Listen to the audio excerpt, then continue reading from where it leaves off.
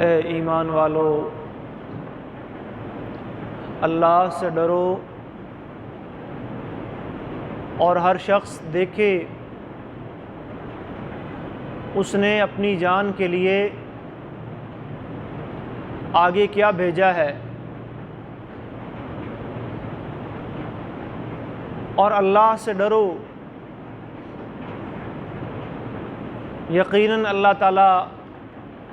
تمہارے اعمال کی خوب خبر رکھنے والا ہے،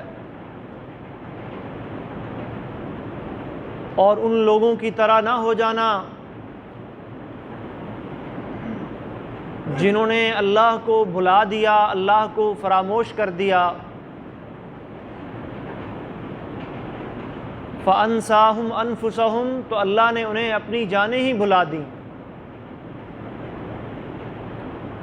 یہی لوگ اللہ کے نافرمان ہیں، گنہگار ہیں، جہنم میں جانے والے اور جنت میں جانے والے برابر نہیں ہو سکتے۔ جنت والے ہی کامیاب ہیں، کامران ہیں۔ رسول معظم صلی اللہ علیہ وآلہ وسلم نے ارشاد فرمایا، اے میری امت کے لوگو، میں اس بات سے نہیں ڈرتا کہ میرے بعد تم پر فقر و فاقہ آ جائے گا، تنگ دستی آ جائے گی، معاشی حالات تمہارے مشکل ہو جائیں گے، مجھے اس بات کا کوئی خوف نہیں ہے، مجھے اس بات کا کوئی ڈر نہیں ہے۔ اصل ڈر مجھے اس بات کا ہے کہ دنیا تم پر پھیلا دی جائے گی،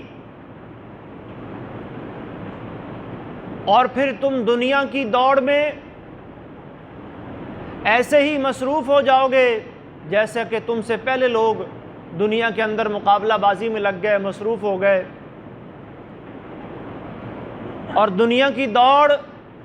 ایک دوسرے سے آگے نکل جانا اور ایک دوسرے کی ٹانگیں کھینچنا اور ایک دوسرے کو نیچا گرانا، یہ تمہیں تباہ کر دے گا، ہلاک کر دے گا، برباد کر دے گا، جیسا کہ تم سے پہلے لوگوں کو اسی عمل نے ہلاک کیا، تباہ کیا، برباد کیا۔ رمضان المبارک کا اختتام ہو رہا ہے، برکت کی گھڑیاں، سعادت کی گھڑیاں، رحمت و مغفرت کی گھڑیاں، جہنم سے نجات حاصل کرنے کی گھڑیاں بڑی تیزی کے ساتھ ہمیں الوداع کہہ رہی ہیں۔ دیکھتے ہی دیکھتے رمضان آیا، اور آج رمضان المبارک کی 25 تاریخ ہے، 25واں روزہ ہم سب رکھ کر اللہ کے گھر میں جمع ہیں۔ محترم بھائیو، دنیا کی بھی یہی حقیقت ہے، اس عارضی اور فانی زندگی کی بھی یہی حقیقت ہے کہ انسان پیدا ہوتا ہے، دنیا میں آتا ہے، آنکھیں کھولتا ہے، لوگ خوش ہوتے ہیں، ہنستے ہیں، مسکراتے ہیں، خوشیاں تقسیم کی جاتی ہیں، عقیقے ہوتے ہیں، دعوتیں ہوتی ہیں، گھروں میں رونقیں آتی ہیں، بہن بھائی، والدین، عزیز و اقارب سب خوش ہو رہے ہوتے ہیں، اور بڑی تیزی سے انسان اپنی عمر کی منزلیں طے کرتا ہوا آگے کو بڑھتا ہے، اور لوگ بڑی خوشی سے بتا رہے ہوتے ہیں، جی میرا بیٹا آج 5 سال کا ہو گیا، میری بیٹی 7 سال کی ہو گئی، میں عمر کے اس حصے میں پہنچ گیا۔ لیکن حقیقت یہ ہے کہ ہر آنے والا دن، ہر آنے والا مہینہ میری اور آپ کی زندگی کے ایام کو کم کر رہا ہوتا ہے، تھوڑا کر رہا ہوتا ہے۔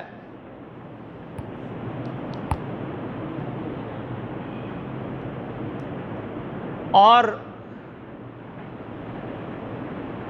ہم خوش ہو رہے ہوتے ہیں کہ جی میں اتنے سال کا ہو گیا، میرا بیٹا اتنے سال کا ہو گیا، میری بیٹی اتنے سال کی ہو گئی۔ لیکن اگر دیکھا جائے تو وہ سال، وہ مہینہ، وہ دن، وہ گھنٹہ، وہ لمحہ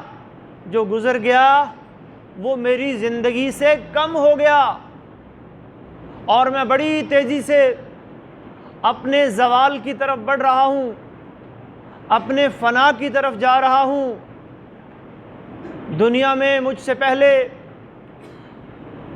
لاکھوں، کروڑوں، اربوں، کھربوں، ان گنت لاتعداد لوگ آئے، اپنا وقت پورا کر کے چلے گئے۔ نیک بھی آئے، بد بھی آئے، اچھے بھی آئے، برے بھی آئے، انبیاء بھی آئے، رسل بھی آئے، ماننے والے بھی آئے، انکار کرنے والے بھی آئے، لیکن ہمیشہ کے لیے کوئی نہیں آیا۔ جو بھی آیا جانے کے لیے آیا۔ دنیا کی یہ حقیقت اگر انسان کو سمجھ آ جائے تو بہت سارے مسئلے یہیں سے حل ہو جاتے ہیں کہ اللہ نے دنیا میں ہمیں ہمیشہ کے لیے نہیں بھیجا۔ فرمایا وَلَكُمْ فِي الْأَرْضِ مُسْتَقَرٌّ وَمَتَاعٌ إِلَىٰ حِينٍ، تمہارے لیے زمین کے اندر ٹھکانہ ہے، سامان ہے، إِلَىٰ حِينٍ، ایک وقت تک کے لیے۔ یہ نہیں فرمایا ہمیشہ کے لیے۔ ہمیشہ کا جو مقام ہے، جو مکان عدن ہے، وہ آخرت کا مقام ہے، اور اس کے بارے میں نبی علیہ السلام نے اور اللہ رب العالمین نے واضح کیا ہے کہ وہ زندگی کبھی ختم نہ ہونے والی ہے، وہ زندگی ابدی ہے، سرمدی ہے، ہمیشہ کی ہے۔ وَالْآخِرَةُ خَيْرٌ وَأَبْقَىٰ، آخرت زیادہ بہتر ہے، زیادہ باقی رہنے والی ہے۔ بل تؤثرون الحیات الدنیا، بلکہ تم دنیا کی زندگی کو ترجیح دیتے ہو۔ تو ترجیح کس کو دینی چاہیے؟ آخرت کی زندگی کو دینی چاہیے، دنیا کی زندگی کو ترجیح نہیں دینی چاہیے۔ شب و روز، لیل و نہار ہم اپنے آگے پیچھے دیکھتے ہیں، جوان جا رہے ہیں، بوڑھے جا رہے ہیں، بچے جا رہے ہیں۔ میرے اپنے گھر سے، میرے خاندان سے، میرے عزیز و اقارب سے کئی لوگ دنیا سے چلے گئے، کئی جنازے میں نے دیکھے، کئی پیاروں کو میں نے اپنے ہاتھوں سے قبر میں اتارا، لحد میں اتارا، اور نبی علیہ السلام نے فرمایا تھا فَإِنَّهَا تُذَكِّرُكُمُ الْآخِرَةَ، یہ جنازے، یہ قبریں، یہ قبرستان، یہ قبروں کی زیارت، یہ تمہیں آخرت کی یاد دلاتی ہے۔ اَوَلَمْ نُعَمِّرْكُمْ مَا يَتَذَكَّرُ فِيهِ مَنْ تَذَكَّرَ وَجَاءَكُمُ النَّذِيرُ، اللہ فرماتے بندو ہم نے تمہیں اتنی عمر نہیں دی، اتنی زندگی نہیں دی کہ نصیحت پکڑنے والا اس سے نصیحت حاصل کر سکتا تھا، لیکن تم نے نصیحت نہیں پکڑی۔ وَجَاءَكُمُ النَّذِيرُ، تمہارے پاس ڈرانے والے آئے، اللہ کے انبیاء اور رسل آئے، خاتم النبیین محمد الرسول اللہ صلی اللہ علیہ وسلم تشریف لائے۔ اِنَّا أَرْسَلْنَاكَ شَاهِدًا وَمُبَشِّرًا وَنَذِيرًا وَدَاعِيًا إِلَى اللَّهِ بِإِذْنِهِ وَسِرَاجًا مُنِيرًا، اللہ فرماتے ہیں نبی ہم نے آپ کو شاہد بنا کر، گواہ بنا کر، مبشر خوشخبری دینے والا، نذیر ڈرانے والا بنا کر بھیجا، وَدَاعِيًا إِلَى اللَّهِ اللہ کی طرف بلانے والا بنا کر بھیجا، سراجا منیرا روشن چراغ بنا کر ہم نے آپ کو کائنات کے لیے بھیجا۔ تمہارے پاس ڈرانے والا آیا، نبی علیہ السلام نے فرمایا کہ اللہ رب العزت جب کسی انسان کو 60 سال کی زندگی دے دے، اللہ جب کسی انسان کو 60 سال کی زندگی دے دیتا ہے تو اس کے پاس پھر کوئی عذر، کوئی بہانہ باقی نہیں رہ جاتا۔ 60 سال کی زندگی کا مل جانا ہی ایک الارم ہے، ایک وارننگ ہے کہ بندے اب تیرا آخرت کا سفر شروع ہونے والا ہے۔ جاءکم النذیر، تمہارے پاس قرآن آیا، اللہ کی کتاب آئی، جاءکم النذیر، اور تمہارے بال ان کی سفیدی آ گئی، اور بالوں کی سفیدی بھی ایک ڈرانے والا تھی تمہارے لیے، لیکن تم نے اس سے بھی عبرت نہ پکڑی، تم نے اس سے بھی نصیحت نہ پکڑی۔ ڈرانے والے تو تمہاری زندگی میں بے شمار آئے، تمہارا ایک عزیز گیا، تمہارا کوئی بھائی فوت ہوا، تمہاری کوئی بہن، کوئی عزیزہ دنیا سے گئی، وہ بھی ایک ڈراوا تھا، وہ بھی ایک پیغام تھا، خاموش پیغام، اور تم نے اپنے ہاتھوں سے اپنے اس عزیز، اس پیارے کو اپنے کندھوں پہ اٹھا کے جنازگاہ تک لے گئے، اور پھر وہاں سے تم اپنے ہاتھوں سے اپنے اس پیارے کو منو مٹی کے تلے دفن کر کے آ گئے، اللہ کے حوالے کر کے آ گئے۔ ایک نذیر یہ بھی تھا، ایک ڈرانے والا یہ بھی تھا، اور نبی علیہ السلام نے پیغام دیا تھا، اکثروا ذکر ہادم اللذات، اے لوگو لذتوں کو ڈھا دینے والی چیز موت کو تم نے کثرت سے یاد رکھنا ہے۔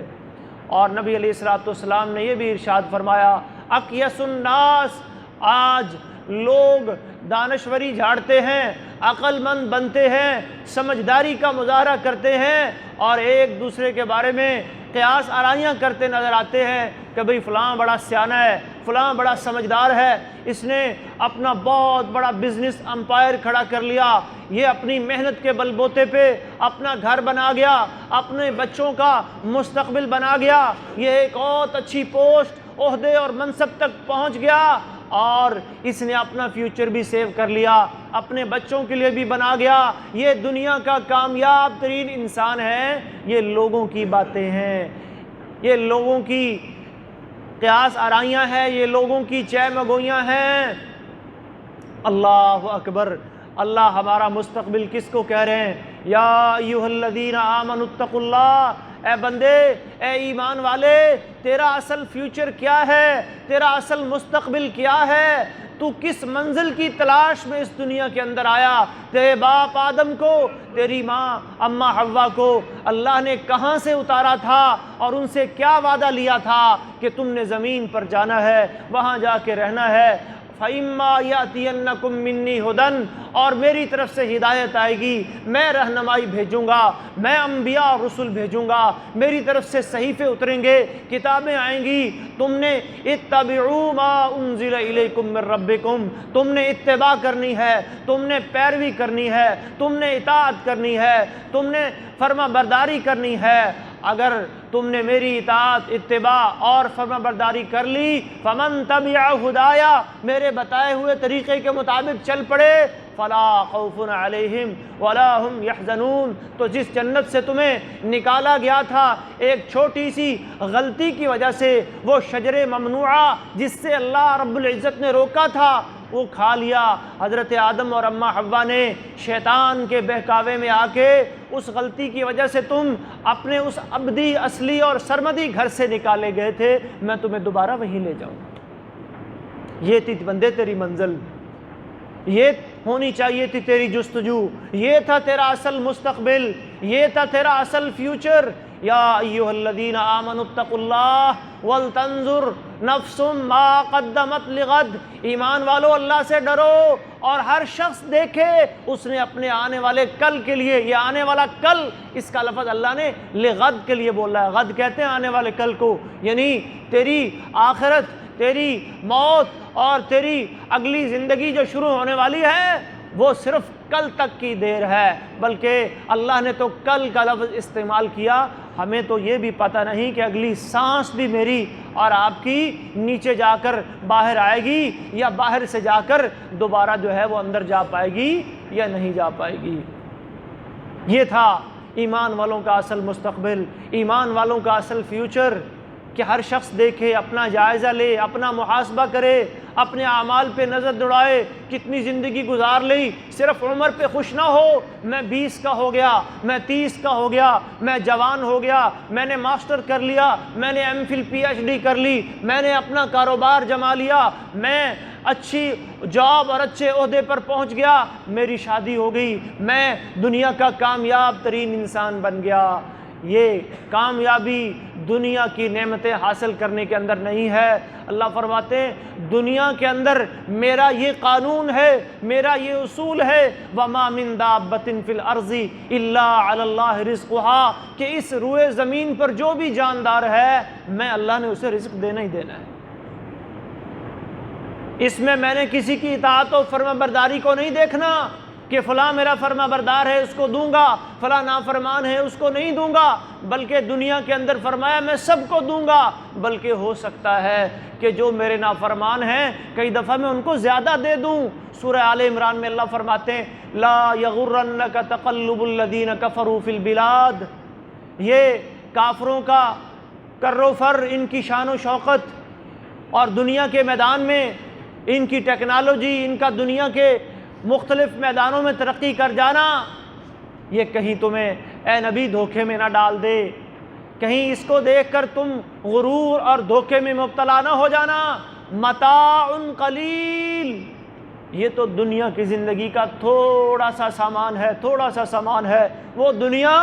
جس کی حیثیت اللہ رب العالمین کے ہاں مچھر کے پر کے برابر بھی نہیں ہے۔ صحیح مسلم کی حدیث ہے لو کانت الدنیا تعدل عند اللہ جناح بعوضہ، اگر دنیا کی حیثیت اللہ کے نزدیک مچھر کے پر کے برابر بھی ہوتی، ما سقا کافرا منہا شربۃ ماء،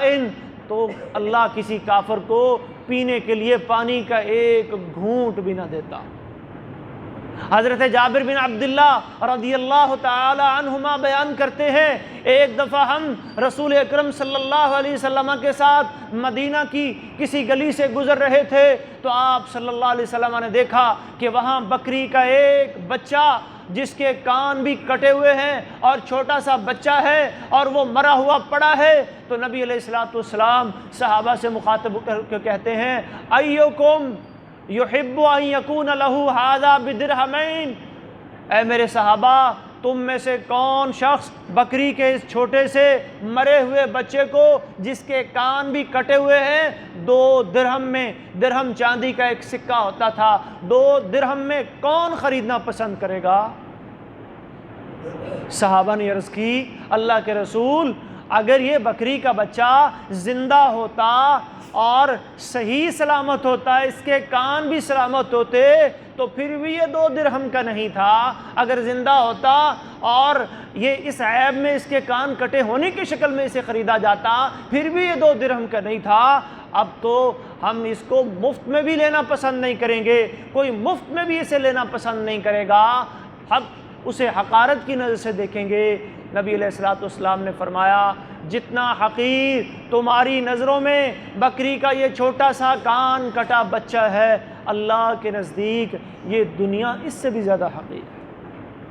یہ دنیا کی حقارت نبی علیہ الصلوۃ والسلام نے احادیث کے اندر اور اللہ تبارک و تعالیٰ نے قرآن مجید کے اندر وَمَا الْحَيَاةُ الدُّنْيَا إِلَّا مَتَاعُ الْغُرُورِ اس لیے بیان کی ہے کہ ہم دنیا کی حقیقت کو سمجھیں، اس لیے نہیں کہ ہم دنیا سے کٹ آف ہو جائیں، کھانا پینا چھوڑ دیں، دنیاوی ضروریات کے لیے جد و جہد کرنا چھوڑ دیں۔ اس کا مقصد یہ بھی نہیں ہے کوئی غلط مفہوم نہ سمجھ لے اچھا پھر دنیا کی یہ بھی حیثیت نہیں ہے تو پھر ہم دنیا کیوں کماتے ہیں، خرید و فروخت کیوں کرتے ہیں، کاروبار اور تجارتیں کیوں کرتے ہیں، شادیاں اور نکاح کیوں کرتے ہیں، گھر کیوں بناتے ہیں؟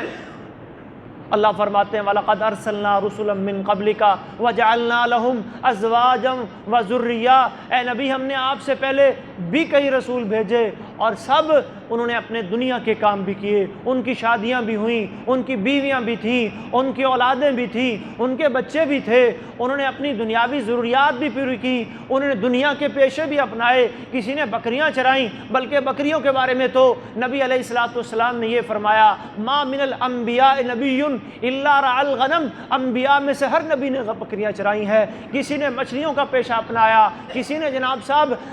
درزی کا پیشہ اپنایا، کوئی نجار تھا، کوئی حداد لوہار کا پیشہ، حضرت داؤد علیہ السلام تو کسی نے محنت کی، کسی نے ہاتھ سے مزدوری کی۔ میرے نبی جناب محمد الرسول اللہ صلی اللہ علیہ وسلم نے بچپن میں جب آپ یتیم پیدا ہوئے تھے، یتیمی کی حالت میں مکہ والوں کی بکریاں چرائی ہیں اور مزدوری لی ہے اور تجارت کی ہے اور مزاربت پر لوگوں کی انویسٹمنٹ لے کر، لوگوں کا پیسہ لے کر کام کیا ہے۔ آپ نے مویشی بھی پالے ہیں، آپ نے زمین بھی رکھی ہے، کاشتکاری بھی کروائی ہے، دنیا کے سارے معاملات آپ نے شریعت کے اصولوں کے مطابق چلائے ہیں۔ دنیا کی حقیقت جو اللہ رب العزت قرآن مجید میں بیان فرماتے ہیں، یا نبی علیہ السلام دنیا کے بارے میں یہ جو مثالیں دے کر ہمیں سمجھا رہے ہوتے ہیں، اس کا مطلب یہ نہیں ہے کہ ہم دنیا کو چھوڑ دیں، تارک الدنیا ہو جائیں اور کسی جنگل میں، کٹیا میں، غار میں، مسجد یا مدرسے میں، کسی خانقاہ میں سب کچھ چھوڑ چھاڑ کے بیٹھ جائیں، رہبانیت والی زندگی اختیار کر لیں۔ یہ بھی اسلام کا مزاج نہیں ہے۔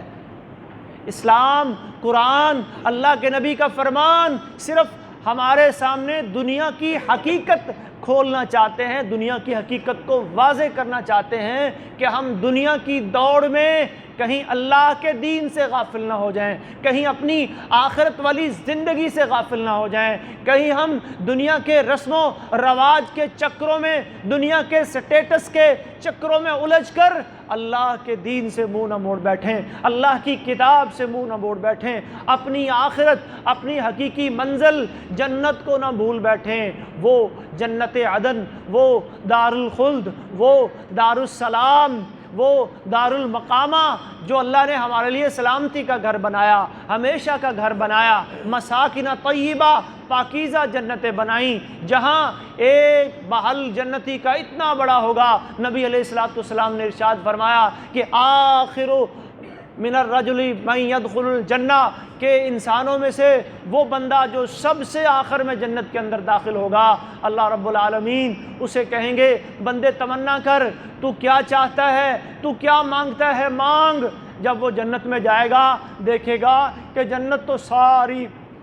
فل ہو گئی ہے، بھری پڑی ہے، جگہ نہیں ہے۔ وہ باری تعالیٰ سے مخاطب ہوگا، اللہ جنت تو تیری ساری بھری ہوئی ہے، میرے لیے تو اس میں جگہ نہیں ہے۔ اللہ پوچھے کہ بندے خواہش کر، تیری کیا خواہش ہے، تیری کیا تمنا ہے، تو تمنا کر، میں تیری تمنا سے بڑھ کر تجھے دوں گا۔ وہ خواہش کا اظہار کرے گا، وہ اپنی سوچ کے مطابق اپنی تمنا کرے گا۔ اللہ فرمائیں گے بندے میں نے تجھے تیری ساری خواہشات، تیری ساری تمناؤں، بلکہ یہ جو ساری دنیا کائنات کے اندر میں نے بنائی تھی، اس ساری دنیا کے برابر میں نے تجھے جنت میں ایک محل عطا کیا۔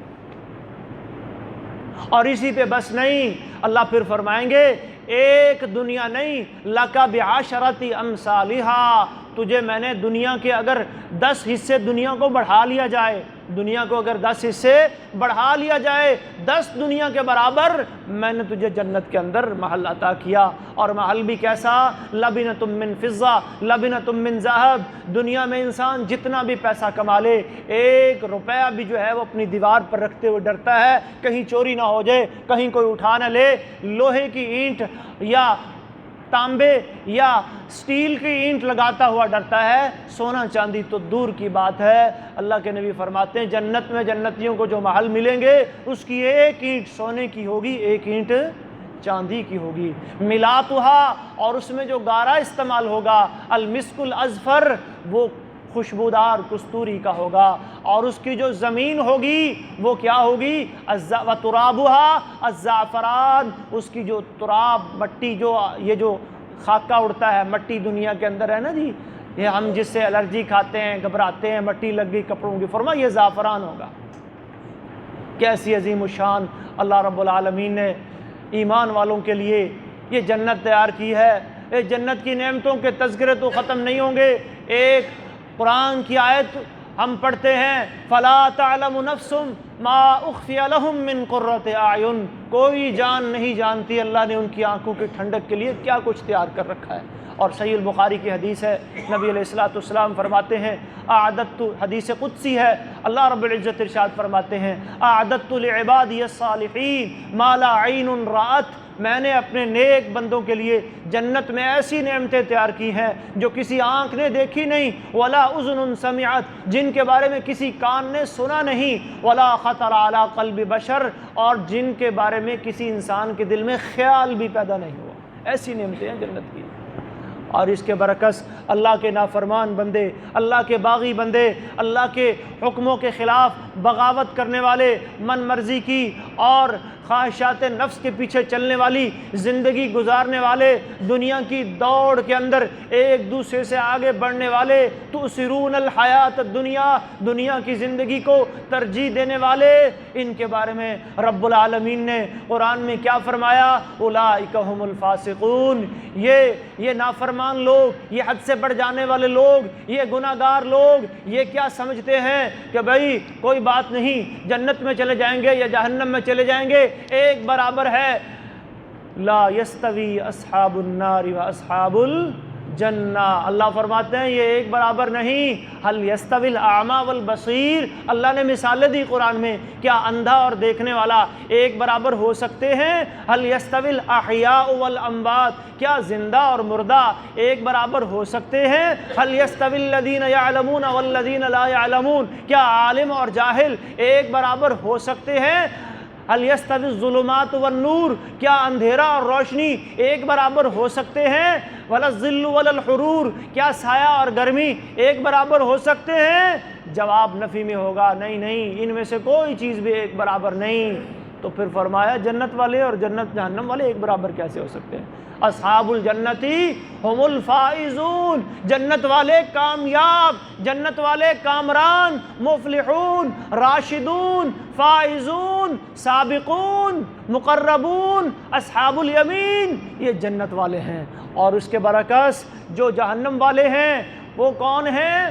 الفاسقون، الکافرون، الظالمون، المشرکون، اللہ کی بغاوتیں کرنے والے، اللہ کے مقابلے میں دوسرے معبود جھوٹے کھڑے کرنے والے، اللہ کے مقابلے میں دوسروں کو اپنا مشکل کشا، حاجت روا سمجھنے والے، اللہ کے مقابلے میں دنیا کے بنائے ہوئے قوانین اور نظاموں کو نافذ کرنے والے، اللہ کے مقابلے میں، اللہ کے دین کے مقابلے میں اپنی رسموں اور رواجوں کو ترجیح دینے والے، اللہ کے دین کے مقابلے میں اپنی خواہشات کے پیچھے چلنے والے۔ اللہ فرماتے ہیں افرأیت من اتخذ الہہ ہوا، کیا تو نے دیکھا اس شخص کو جس نے اپنی خواہش کو اپنا معبود بنا لیا؟ اس کا معبود کون ہے؟ اس کی خواہشات اس کا معبود ہیں۔ وہ وہی کرتا ہے جو اس کے دل میں خواہش پیدا ہوتی ہے، وہ اللہ کا بندہ نہیں ہے، وہ اللہ کی بندگی کرنے والا نہیں ہے، وہ اللہ کی عبادت کرنے والا نہیں ہے۔ اتخذ الہہ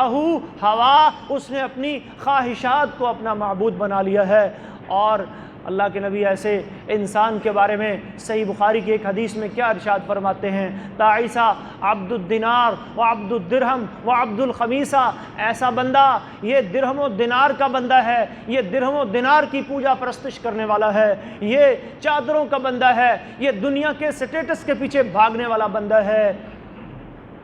یہ اللہ کا بندہ نہیں ہے، یہ اللہ کی بندگی۔ اللہ کا بندہ ہوتا تو اللہ نے اپنے بندوں کو اپنی عبادت کے لیے پیدا فرمایا تھا۔ وَمَا خَلَقْتُ الْجِنَّ وَالْإِنسَ إِلَّا لِيَعْبُدُونَ، میں نے جن و انس کو اپنی بندگی کے لیے بنایا ہے۔ مَا أُرِيدُ مِنْهُم مِّن رِزْقٍ وَمَا أُرِيدُ أَن يُطْعِمُونَ، میں ان سے کچھ نہیں چاہتا وہ کما کے لائیں، وہ مجھے دیں، وہ مجھے کھلائیں، بلکہ میں تو انا الرزاق، میں تو دینے والا ہوں، میں تو اللہ خیر الرازقین، ساری کائنات میں سب سے بہتر رزق دینے والا اللہ ہے، میں تو ان کو بھی دیتا ہوں جو دنیا میں مجھے نہیں مانتے۔ وما من دابۃ فی الارض الا علی اللہ رزقها، دنیا کی تقسیم ابراہیم علیہ السلام نے جب بیت اللہ کی تعمیر کی، اللہ سے دعا کی رب اجعل ھذا بلدا آمنا، اللہ اس شہر کو امن والا بنا دے، وارزق اہلہ من الثمرات، یہاں کے رہنے والوں کو پھلوں کا رزق عطا فرما دے، لیکن دینا صرف اس کو من آمن منہم باللہ والیوم الآخر، جو اللہ اور آخرت کے دن پر اللہ ایمان لائیں ان کو دینا، جو باغی ہوں، جو ایمان نہ لائیں، جو آخرت کو نہ مانیں، اللہ ان کو مت دینا۔ اللہ نے کیا جواب دیا؟ نہیں ابراہیم، یہ میرا دنیا کا قانون نہیں۔ ومن کفر، دنیا میں میرا اصول یہ ہے کہ جو کفر کرے گا، جو نافرمانی کرے گا، فَأُمَتِّعُهُ قَلِيلًا، اسے بھی میں دنیا میں فائدہ دوں گا، لیکن یہ دنیا کا فائدہ آخرت کے مقابلے میں کیا ہوگا؟ قلیل، بہت تھوڑا ہوگا۔ ثُمَّ أَضْطَرُّهُ إِلَىٰ عَذَابِ النَّارِ، اور پھر میں اسے گھسیٹ کر لے جاؤں گا، پھر میں اسے جکڑ کر لے جاؤں گا۔ خُذُوهُ فَغُلُّوهُ، پکڑو اس کو اور اسے طوق پہنا دو۔ ثُمَّ فِي سِلْسِلَةٍ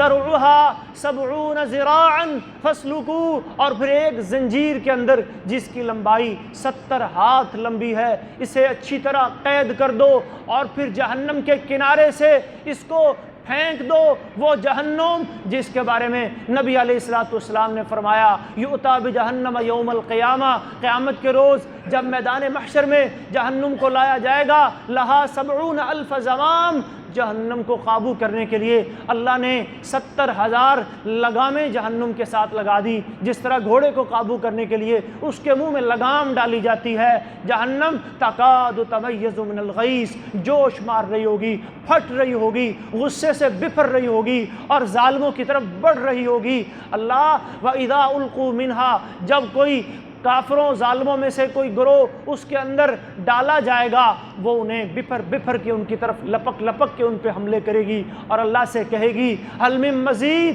اللہ میری آگ نہیں بجھی، میرا پیٹ نہیں بھرا، اور تیرے ظالم اور تیرے مشرک اور کافر بندے، تیرے نافرمان بندے کہاں ہیں؟ مجھے اور کی طلب ہے، مجھے اور کی جستجو ہے۔ اور فرمایا یہ 70,000 لگامیں جو جہنم کی لگائی گئی ہیں، مع کل زمام 70,000 ملک، ہر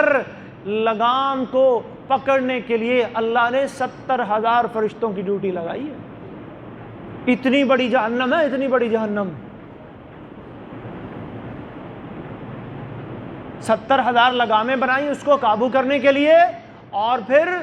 ایک لگام کو پکڑنے کے لیے 70,000 فرشتوں کی ڈیوٹیاں لگائیں۔ 4 ارب 90 کروڑ فرشتے صرف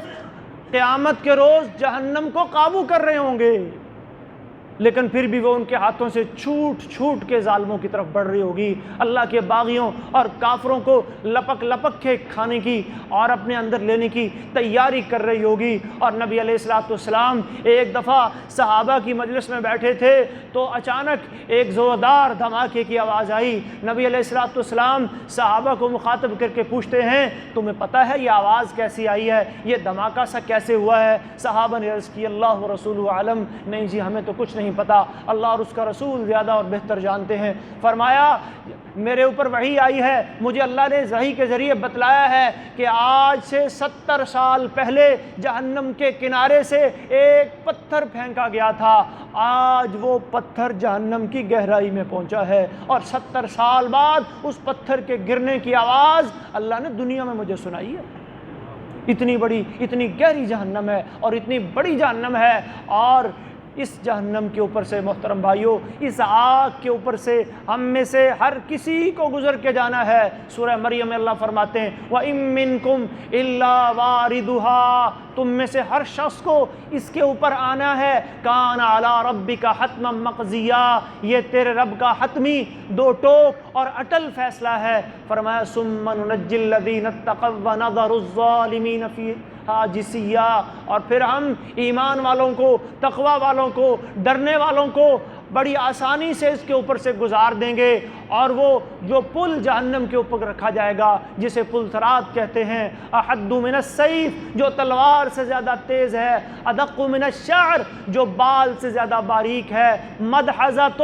مذلۃ، جہاں اندھیرا ہی اندھیرا ہے، گھپ اندھیرا ہے اور کوئی روشنی نہیں، یہ آپ کے اعمال روشنی کریں گے۔ بشر المشائین فی الظلم بالنور التام یوم القیامہ، اللہ کے نبی فرماتے ہیں جو لوگ رات کے اندھیروں میں مسجدوں کی طرف نمازوں کے لیے، عشاء کے لیے، فجر کے لیے اندھیروں میں چل کر آتے ہیں، اے نبی نے خوشخبری دے دی ہے قیامت کے دن انہیں ایک مکمل روشنی اور نور حاصل ہوگا۔ یہ لوگ جو اللہ کی مسجدوں کو آباد کرنے والے ہیں، ان اللہ ضمن لی لمن کانت المساجد بیتہ، اللہ نے مجھے گارنٹی دی ہے، اللہ کے نبی فرما رہے ہیں اللہ نے مجھے ضمانت دی ہے جو مسجدوں کو اپنا گھر بنا لیتا ہے، مسجد اللہ کے گھر سے ایسے محبت کرتا ہے جیسے اپنے گھر سے محبت کرتا ہے، اللہ کے گھر میں آ کر اس کا دل ایسے لگتا ہے جیسے اپنے گھر میں لگتا ہے، اللہ کے گھر کی ضروریات کا، صفائی اور ستھرائی کا، اللہ کے گھر کے معاملات کا وہ ایسے خیال رکھتا ہے جیسے وہ اپنے گھر کا خیال رکھتا ہے۔ جو بندہ اللہ کی مسجدوں کو اپنا گھر جیسا سمجھتا ہے، گھر جیسا سکون یہاں آ کے پاتا ہے اور اس کو آباد کرتا ہے۔ اللہ کے نبی فرما رہے ہیں اللہ نے مجھے ضمانت دی ہے، اللہ نے مجھے گارنٹی دی ہے، الامن، میں اسے امن بھی عطا کروں گا، دنیا میں بھی امن عطا کروں گا، آخرت میں بھی امن عطا کروں گا۔ لا يحزنهم الفزع الاکبر، ساری کائنات گھبرائی ہوئی ہوگی لیکن اسے بڑی گھبراہٹ کا کوئی خوف نہیں ہوگا۔ والروح والراحت، میں اسے روحت اور اسے خوشبوئیں عطا کروں گا۔ اور تیسرا انعام کیا فرمایا؟ والجواز علی الصراط، میں اسے پل صراط سے بڑی آسانی سے گزار دوں۔ یہ کس خوش نصیب کی بات ہو رہی ہے جی؟ جو اللہ کے گھروں کو آباد کرنے والے ہیں۔ آپ بھی اپنا نام لکھوا لیں۔ رمضان کی بابرکت اور باسعادت گھڑیوں میں جس طرح ہم نے مساجد کو آباد کیا قیام اللیل کے ذریعے اور جماعتوں کے ساتھ نمازیں پڑھنے کے ذریعے اور اعتکاف کے ذریعے اور ذکر و اذکار اور تلاوت قرآن کے ذریعے، اور ہم نے ذوق و شوق کے اندر مساجد میں کوئی پانی لے کے آ رہا ہے، کوئی کھانا لے کے آ رہا ہے، کوئی صفائی اور ستھرائی کا اہتمام کر رہا ہے، کوئی روزے داروں کی سحری کے پیچھے بھاگ رہا ہے، کوئی روزے داروں کو روزے افطار کروا رہا ہے۔ اللہ چاہتے ہیں کہ میرے یہ بندے ساری زندگی کے لیے میرے گھر سے جڑ جائیں، میری مسجدوں سے جڑ جائیں۔ اللہ اکبر۔ ایک اور انعام اللہ نے بیان فرمایا ہے مسجدوں میں جڑنے والے کے لیے، فرمایا وَرَجُلٌ قَلْبُهُ مُعَلَّقٌ بِالْمَسَاجِدِ، وہ بندہ جس کا دل مسجدوں میں لگا ہوا ہے، کیا انعام عطا فرمائیں گے اللہ؟ میدان محشر کے اندر الشمس علی مقدار میل، جہاں سورج 1 میل کے فاصلے پر ہوگا، جہاں یعرق الناس، لوگ پسینے سے شرابور ہوں گے، جہاں پاؤں کے اندر کوئی جوتا نہیں ہوگا، جہاں جسم کے اوپر کوئی لباس نہیں ہوگا، جہاں گرمی اور تپش سے بچانے والا کوئی سائبان، کوئی چھت، کوئی درخت، کوئی بادل، کوئی کسی قسم کی عمارت آپ کے اوپر نہیں ہوگی۔ یوم لا ظل الا ظلہ، رب العالمین کے سائے کے علاوہ اور کوئی سایہ نہیں ہوگا۔ یہ خوش نصیب جس کا دل مسجد سے لگا ہوا ہے، اللہ اسے اپنے عرش کا سایہ عطا فرمائے۔ کتنی سعادت کی بات ہے۔ تو انشاءاللہ ہم نے رمضان کی ان آخری گھڑیوں میں اپنے اللہ سے وعدہ بھی کرنا ہے کہ اللہ ہم نے یہ تعلق جو تیرے قرآن سے جوڑا، ہم نے یہ تعلق جو تیرے گھر سے جوڑا، ہم نے یہ تعلق جو نیکی کے کاموں سے جوڑا، صدقہ اور خیرات سے جوڑا، اللہ انشاءاللہ یہ زندگی کی آخری لمحوں تک ہم یہ تعلق نبھائیں گے۔ ہم یہ تعلق اللہ یہ تیرے ساتھ کیے ہوئے راتوں کی تنہائیوں میں لیلۃ القدر کی تلاش میں مانگی ہوئی دعائیں، نیکی کے راستے پر چلنے کے لیے مانگی ہوئی دعائیں، اللہم انک عفو تحب العفو فاعف عنا، یہ صدائیں اللہ ہم نے مانگی تھی اور ہم نے تجھ سے معافیوں کی درخواست کی تھی، اللہ تو نے ہمیں معاف کر دیا ہے۔ اللہ اب ہم تجھ سے یہ عہد کرتے ہیں کہ آئندہ اپنی ساری زندگی اللہ تیرے دین پر چلتے ہوئے گزار دیں گے۔ یہ وعدہ بھائیو آج میں نے اور آپ نے اپنے اللہ سے کرنا ہے۔ آج رمضان کے آخری جمعہ میں نے تھوڑا سا اپنے رمضان کا بھی جائزہ لینا ہے کہ رمضان مجھے کیا دینے کے لیے آیا تھا، کون کون سی رحمتیں رمضان کے اندر مجھے ملنی تھی، کن سعادتوں کے ساتھ لبریز ہو کر رمضان میرے پاس آیا تھا، بخششوں کے کون سے خزانے رمضان نے میری جھولی میں ڈالے تھے، میں نے کتنے سمیٹے ہیں، کتنے محفوظ کیے ہیں، کتنوں سے میں محروم ہو گیا ہوں، اور جو کچھ میں نے سمیٹ لیا ہے کیا میں اس کی اب حفاظت بھی کروں گا؟ یہ بھی بڑا مسئلہ ہے، کیونکہ آپ نے اللہ کے فضل اور توفیق سے رمضان کی بابرکت گھڑیوں میں نیکیوں کے جو اعمال کیے، نیکیوں کے جو خزانے جمع کیے، اب شیطان اور اس کے حواری اور اس کے چیلے چانٹے یہ جیسے ہی رمضان گزرے گا، رمضان میں تو وہ مقید ہے نا، وہ بڑے بڑے سرکش شیطان جکڑے ہوئے ہیں، اور رمضان جاتے ہی وہ پھر پہنچ جائیں گے آپ کو ورغلانے کے لیے، آپ کو اکسانے کے لیے، آپ کو رحمان کے راستے سے دور کرنے کے لیے، اپنے راستے پر لگانے کے لیے یہ آ جائیں گے۔ آپ نے ثابت قدم رہنا ہے اور استقامت کا مظاہرہ کرنا ہے، اور اپنی رمضان کے اندر کی ہوئی نیکیوں کو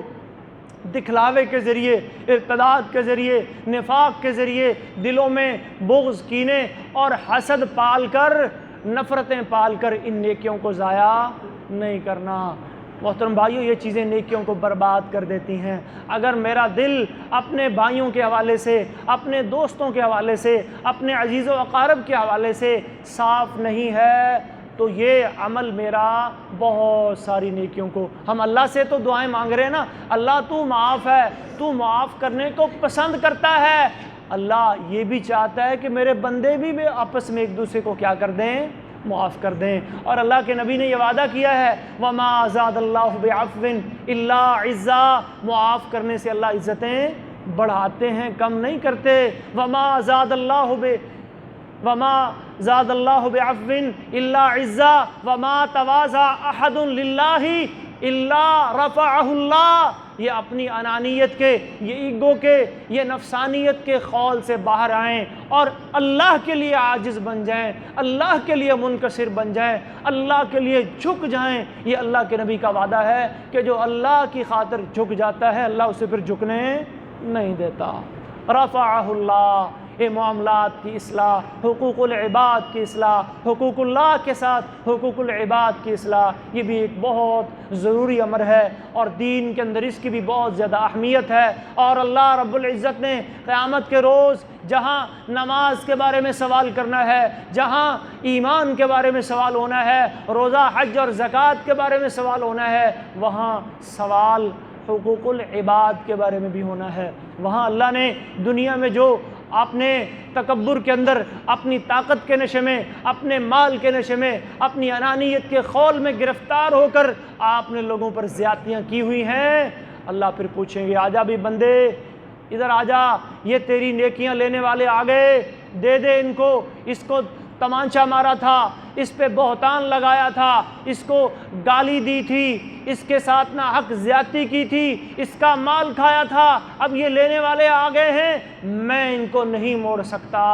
میں ان کو نہیں موڑ سکتا۔ کچھ نیکیاں اس کو دے دی، کچھ اس کو دے دی، کچھ وہ لے گیا، لیکن لینے والے ابھی بھی ختم نہیں ہوئے۔ اللہ فرمائیں گے اب ان کے جو لینے والے ہیں ان کے گناہ اٹھاؤ اور اس دینے والے کے اوپر ڈال دو۔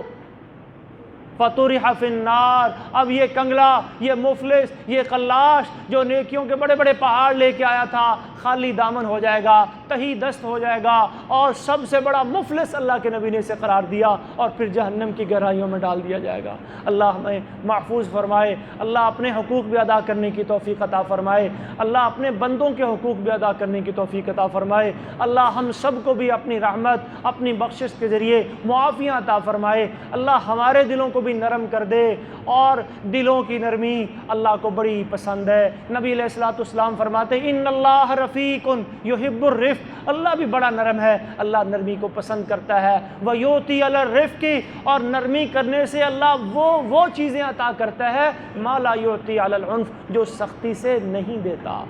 یہ سخت مزاجیاں، یہ سخت رویے، یہ اس سے ہو سکتا ہے ہم وقتی طور پر کسی چیز کو دبا دیں، اس سے دلوں میں محبتیں نہیں پیدا ہو سکتی۔ اگر آپ دلوں کو جیتنا چاہتے ہیں، اگر آپ دلوں کے حکمران بننا چاہتے ہیں، اگر آپ لوگوں کے دلوں میں رہنا چاہتے ہیں تو پھر اسوہ نبوت صلی اللہ علیہ وسلم کو میں اپنانا ہوگا۔ فَبِمَا رَحْمَةٍ مِّنَ اللَّهِ لِنْتَ لَهُمْ، اے نبی اللہ کی رحمت ہے آپ پر کہ آپ اپنے ساتھیوں کے لیے نرم ہیں۔ وَلَوْ كُنْتَ فَظًّا، اگر آپ ترشرو ہوتے، غلیظ القلب، سخت دل والے ہوتے، لَانْفَضُّوا مِنْ حَوْلِكَ، تو یہ صحابہ کا جھمگٹا، یہ 1,44,000 صحابہ جو حجۃ الوداع کے میدان میں، میدان عرفات کے اندر حجۃ الوداع کے موقع پہ جمع ہو گئے تھے، یہ نہ آتے۔ یہ اللہ نے آپ کا دل نرم بنایا ہے، اس لیے یہ اکٹھے ہو گئے ہیں۔ تو نرمی سے ہم،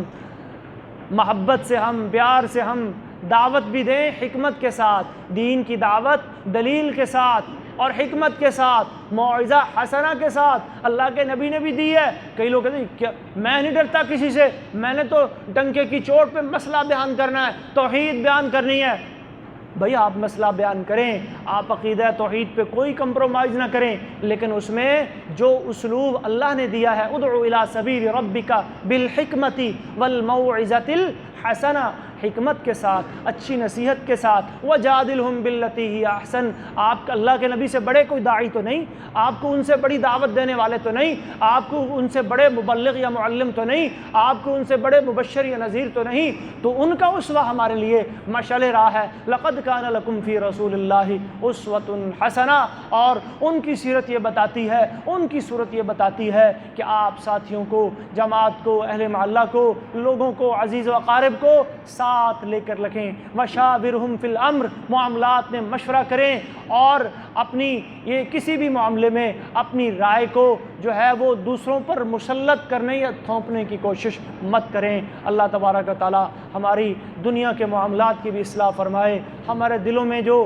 نفرتیں، قدورتیں اور ایک دوسرے کے خلاف بغض، کینے یا حسد اللہ جو تھوڑے بہت رہ گئے ہیں، رمضان کی برکت سے اللہ بہت سے ہم نے دھو ڈالے، لیکن اللہ اگر ابھی بھی باقی ہیں اللہ تو ان کو صاف کر دے۔ اللہ جنت میں تیرا یہ وعدہ ہے وَنَزَعْنَا مَا فِي صُدُورِهِم مِّن غِلٍّ إِخْوَانًا عَلَىٰ سُرُرٍ مُتَقَابِلِينَ، کہ جنتیوں کو جب جنت میں لے کے جائیں گے تو دلوں کے سارے کینے ہم دھو ڈالیں گے۔ اللہ دنیا میں بھی ہمارے یہ کینے صاف کر دے، ہمیں ایک دوسرے سے محبت کرنے والا، ایک دوسرے کا احترام کرنے والا، ایک دوسرے کے حقوق اور ذمہ داریوں کا خیال رکھنے والا بنا دے، عالم اسلام اور امت مسلمہ کے لیے درد اور تڑپ رکھنے والا بنا دے۔ پاکستان کی، ملک پاکستان کی اللہ حفاظت فرما دے، عالم اسلام کی اللہ حفاظت فرما لے۔ اللہ غزہ کے، فلسطین کے مظلوم مسلمان اللہ روزوں کی کیفیت میں بھی، سحر و افطار کے اندر بھی اللہ وہ جس کرب اور تکلیف سے گزر رہے ہیں اللہ ان کی تکلیفوں کو کم کر دے، اللہ ان کی مدد فرما، اللہ ان کے حال پہ رحم فرما۔